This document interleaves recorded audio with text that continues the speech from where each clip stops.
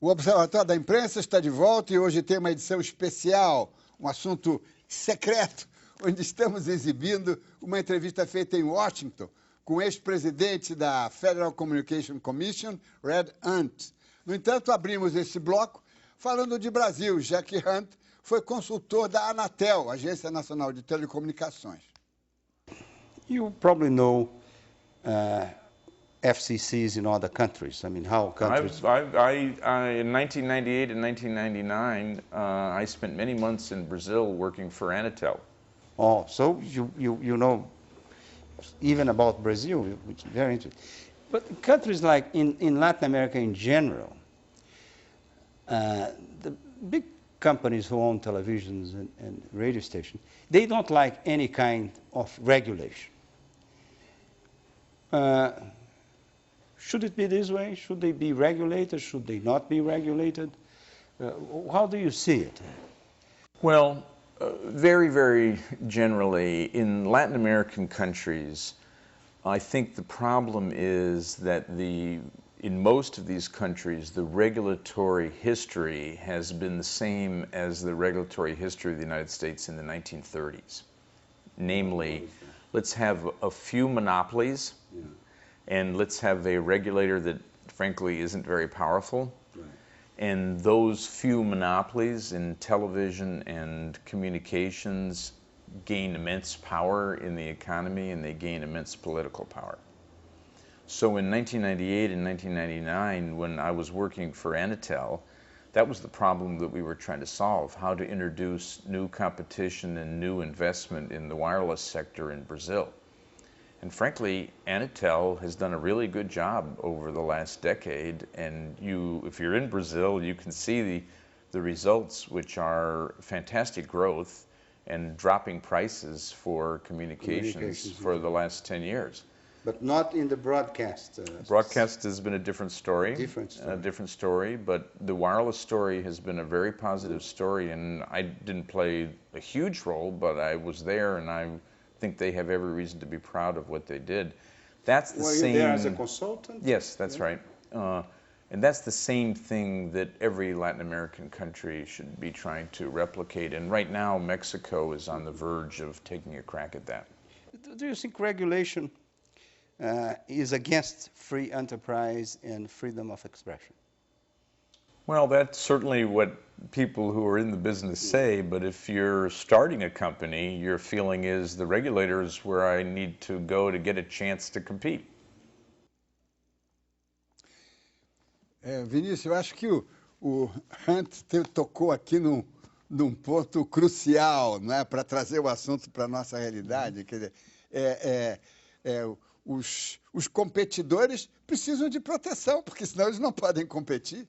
Quer dizer, o processo todo precisa ser acompanhado para dar proteção para que haja competição. Né? Quer dizer, esse é um dado que aqui no Brasil tem escapado muito àqueles que não querem tocar no assunto da FCC, nem nada parecido. Eu gostei muito de algo que você disse no bloco anterior, que nós hoje temos um programa, ou no início desse, não me lembro mais, um programa especial sobre um tema secreto. O tema das agências reguladoras, sobretudo se elas incorporam a regulação da radiodifusão, no Brasil tem sido um tema secreto. Né? Isso é uma verdade. Né? Eu queria só apoiar essa fala sua. Agora, eu tenho duas observações, dessa vez eu prestei mais atenção aqui. Na entrevista, pergunta-se a ele se ele conhece outras FCCs em outros lugares. Aí ele fala, eu trabalhei na Anatel. A Anatel não é igual à FCC, tá certo? A Anatel é uma agência reguladora das telecomunicações. Das telecomunicações, que surgiu com a Lei Geral de Telecomunicações em 1997. É verdade que, no caso brasileiro, existem alguns serviços, por exemplo, o serviço de televisão a cabo, é considerado telecomunicações e, portanto, é regulado pela Anatel. Mas a Anatel não tem absolutamente nada a ver com a radiodifusão, por exemplo. Não é? Então, a FCC tem uma competência muito mais ampla, né, do que a Anatel. Outra coisa que é interessante que ele falou, que ele compara a questão da regulação dos Estados Unidos com a América Latina, E, pelo menos no caso brasileiro, ele está enganado, porque nos Estados Unidos, ele deu o exemplo da AT&T, a telefonia fixa, né, começou com incentivo do Estado, mas apoiando um grande grupo privado. No caso nosso, até as privatizações do governo Fernando Henrique, essas eram atividades do Estado, então era monopólio do Estado. Então, a formação desses grupos poderosos que foram enfrentados nos Estados Unidos aqui é completamente distinto, porque os grupos poderosos aqui não eram, inicialmente, os grupos da telefonia, né, das telecomunicações, porque aqui era o próprio Estado. Não tinha tradição, inclusive? Não tinha. A tradição nessa área aqui ela foi estatal. Enquanto a radiodifusão, há exemplo do que aconteceu nos Estados Unidos, o modelo de curadoria, o Trusteeship Model, ele vem dos Estados Unidos e os grupos... aqui isso é ao contrário deles também, porque quando esses grupos se fortaleceram nos Estados Unidos, já havia regulação. Aqui eles se fortaleceram sem regulação e assim continua até hoje. Pois é, essa é a distorção. Essa é a distorção. Exatamente. Só que ele não foi acurado, né, em relação a essas observações. Primeiro, ele não é um teórico. Segundo, ele é um consultor e ele é um homem de negócio, né, voltado ao negócio, não de mídia, mas de telecomunicações. Ele vê a coisa nesse sentido. E aí é o que chama a atenção.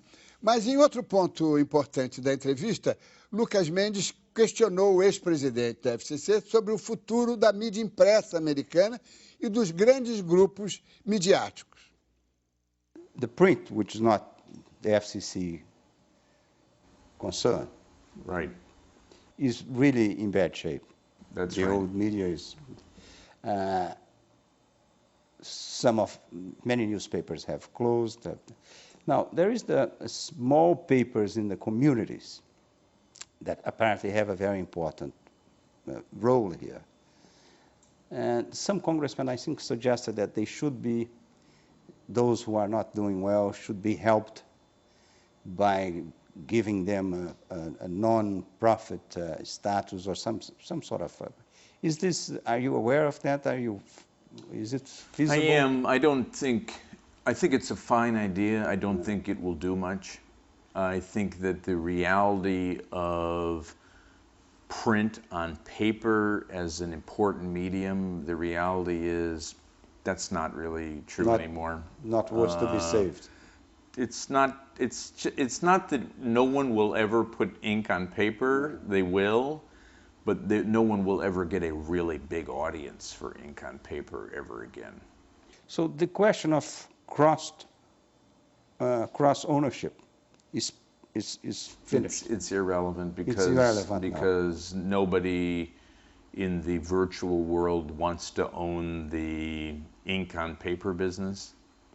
You know, the important thing at the FCC or at Anatel or at any regulatory agency in any country is to have a judicious mixture of technological foresight and social insight.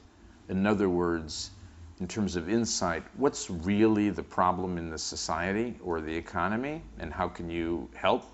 And in terms of technological foresight, what technological solutions can be brought to bear to address the problems in the society or the economy? And the great thing that I learned at the FCC, and that my successors have also learned, the great thing is this. The number of technological solutions is much bigger than you think it is. And they can have tremendous efficacy in addressing social and economic problems.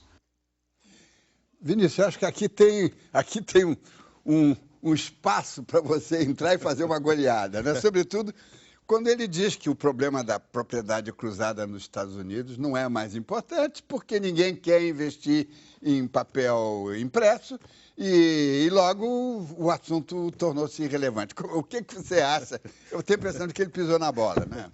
Eu acho, inclusive, o seguinte, o timing da entrevista, que você me disse que a entrevista foi feita antes de uma decisão recente, né, da Corte de Apelação Pensilvânia, exatamente contrariando uma decisão da FCC com relação à flexibilização da propriedade cruzada, que não tinha nada a ver com propriedade cruzada entre mídia impressa e mídia eletrônica. Era uma flexibilização com relação à rádio e televisão, né? O número de emissoras no mesmo mercado, ou mesmo em mercados diferentes, que o mesmo grupo podia ter. Então, propriedade cruzada não é só uma relação entre mídia impressa Claro. e mídia eletrônica, né? E a outra coisa é que, claro que no caso brasileiro, e aí você conhece o problema muito melhor do que eu, é questionável essa ideia de que não há interesse mais na mídia impressa, porque a mídia impressa se tornou irrelevante. No Brasil não é o nosso caso. Não é o nosso caso. Ao contrário, eu acho que no nosso caso persiste uma situação uma tradição de... que eu tenho, às vezes, falado sobre ela, porque eu acho ela falseia a realidade, é que em altos escalões de governo, né, o dia começa vendo o clipping da mídia impressa, como se o clipping da mídia impressa, sobretudo da mídia, que no caso brasileiro não é uma mídia nacional, fosse o que está acontecendo no país, né? Então, acho que... e depois tem o seguinte, ele está partindo do princípio que ele está olhando para frente. Agora, ele não está olhando para o presente e, sobretudo, o presente brasileiro, onde você tem em capitais... onde o problema da propriedade cruzada é fatal. Quer dizer, você tem uma grande emissora de TV que tem o melhor jornal impresso da cidade e não pode aparecer mais nenhum concorrente. Então, é uma visão dele, de uma sociedade muito evoluída e não sei o quê, e ele fala que a tecnologia tem solução para tudo. Eu acho que a tecnologia não resolve todos os problemas, né? E a perspectiva dele, certamente, não é a perspectiva que está prevalecendo hoje, né, no julgamento das cortes americanas e nem na FCC, que ainda sente necessidade de regular a propriedade cruzada, independente de ser cruzada entre mídia impressa e mídia eletrônica, né?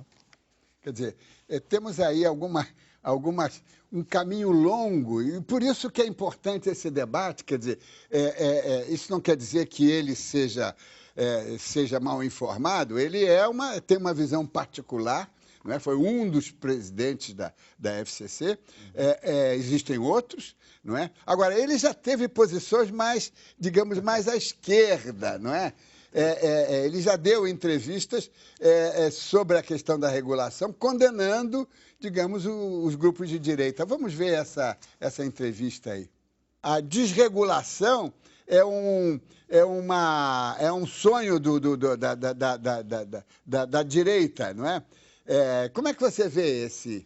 Essa entrevista, na verdade, foi uma entrevista, se não me engano, concedida em 2003. 2003 é um período muito interessante na história da própria FCC, porque ela era presidida pelo Michael Powell, que filho do general. Filho do general, republicano e tal. E foi um período em que começaram as desregulações patrocinadas pela FCC. E essa entrevista é uma reação a esse movimento, né, de desregulação, sobretudo da propriedade cruzada, a flexibilização da propriedade cruzada.